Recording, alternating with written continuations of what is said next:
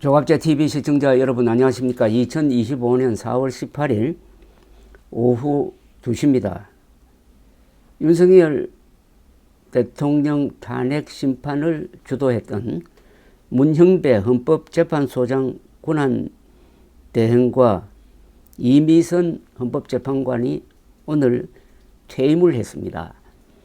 퇴임사에서 문형배 권한대행은 헌법이 부여한 사명을 다하려면 헌법재판관의 구성을 다양화하고 헌법재판소 결정에 대한 존중이 필요하다고 강조를 했습니다.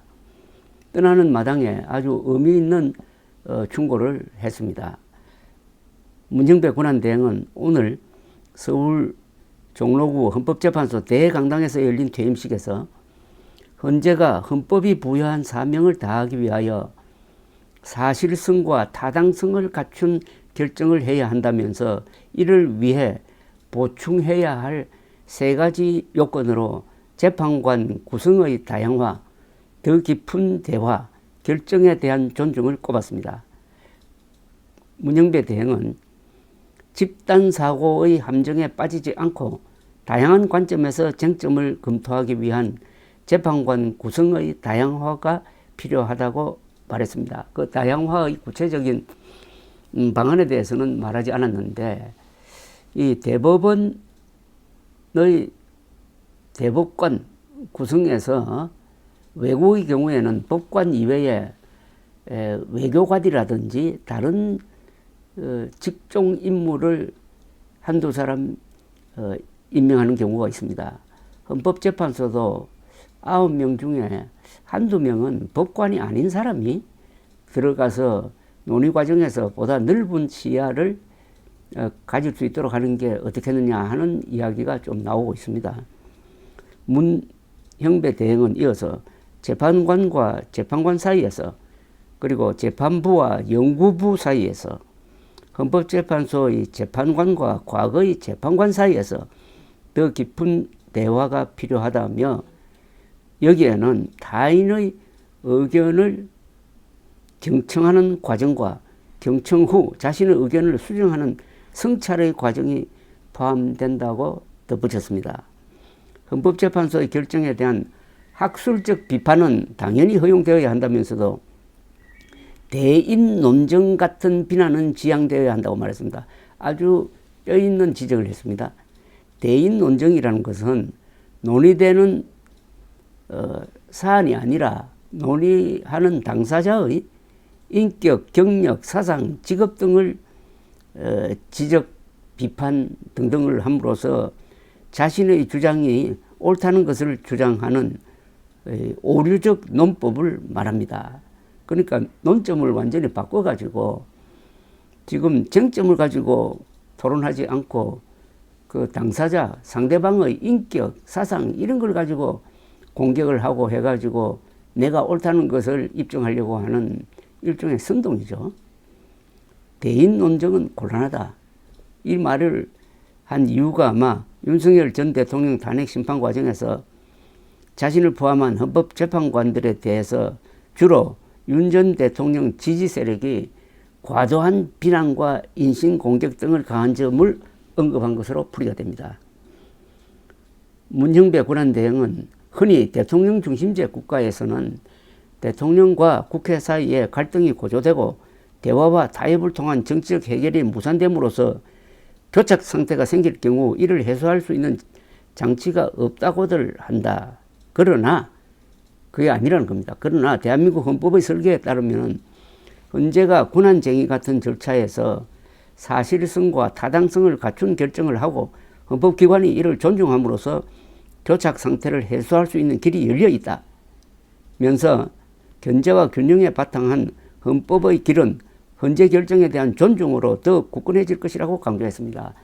이번에 헌법재판소의 윤석열 대통령 파면 결정이 갖는 의미는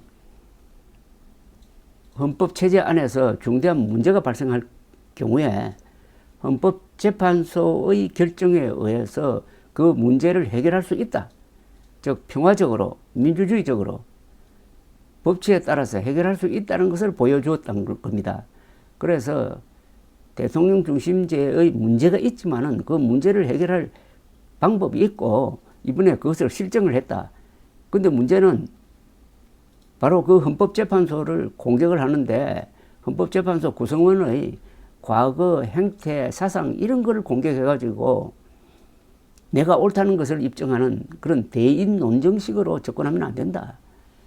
그리고 일단 결정이 나오면 존중해야 된다. 이걸 지금 강조를 하고 있습니다. 견제와 균형에 바탕한 헌법의 길은 헌법재판소 결정에 대한 존중으로 더욱 굳건해질 것이다. 가 바로 그런 결론입니다. 같은 날 오늘 퇴임한 이미선 재판관은 헌법재판관으로 근무하면서 마음속에 무거운 저울이 하나 있다는 생각을 했다. 그 저울의 무게로 마음이 짓눌려 힘든 날도 있었지만 어느 한쪽에 치우치지 않도록 경계하면서 국민의 기본권을 보장하고 헌법 질서를 수호하는 헌법재판의 기능이 구현될 수 있도록 노력했다고 했습니다. 이미선 재판관은 국가기관은 헌법을 준수해야 한다. 이는 주권자인 국민의 명령이고 자유민주주의 국가가 존립하기 위한 전제다. 국가기관이 헌법을 준수하지 않고 무시할 때 우리 사회를 지탱하는 질서가 흔들릴 수 있다고 지적했습니다. 이건 바로 윤석열 전 대통령을 겨냥한 것으로 보입니다. 이미선 재판관은 이어서 헌법의 규범력이 훼손되지 않도록 우리 헌법재판소가 그동안 해왔던 것처럼 국민의 기본권 보호와 헌법 질서의 수호 유지에 전력을 다해주기를 부탁드린다고 당부를 했습니다. 문권한 대행과 이 재판관이 오늘 6년 임기를 마치고 퇴임하면서 헌법재판소는 당분간 7인 체제로 운영됩니다. 한덕수 대통령 권한대행 국무총리가 이들의 두 사람의 후임자로 이완구 법제처장과 함상훈 서울고법부장판사를 지명을 했지만은 헌법재판소는 이 지명 행위에 대한 효력 정지 가처분을 인용 결정함으로써 아직도 9명이 아니라 7명으로 운영되게 되어 있고 7명으로 운영되어도 뭐 탄핵 결정에는 별 무리가 없지만은 아마 새 대통령이 등장하면은 대통령 목소리 두 사람을 지명할 것으로 보입니다. 그동안 윤석열 세력 그리고 일부 한국의 보수 세력이 헌법재판소에 대한 공격을 지나치게 했습니다.